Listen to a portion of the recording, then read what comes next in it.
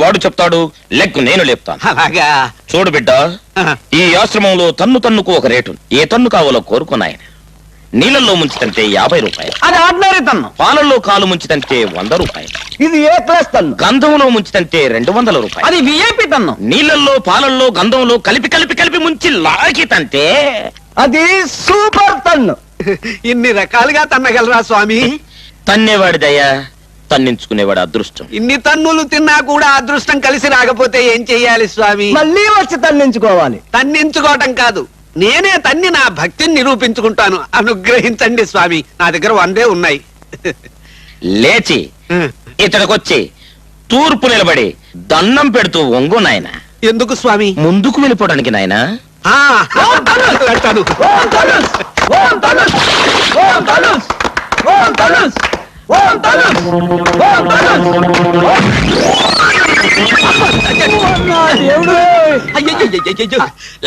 లేవండి బాబు, క్షమించండి బాబు. సోమవారం తంటే అదృష్టం కలిసి వస్తుంది అనుకున్నాను కానీ మీలాంటి పెద్దాళ్ళ మీద పడతాను అనుకోలేదు.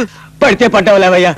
20 ఏళ్లుగా నడు నొప్పితో బాధపడుతున్న ఈ తోలుబేకి జబ్బుని నొప్పిని సాపు చేశావు. నేనా? చెయ్యని పూజలు లేవు, వాడని మందులు లేవు, తిరగని ఊళ్ళు లేవు. ఒక 10,000 నా దగ్గర లేవు. నా ఆనందంతో నేనిస్తున్నా.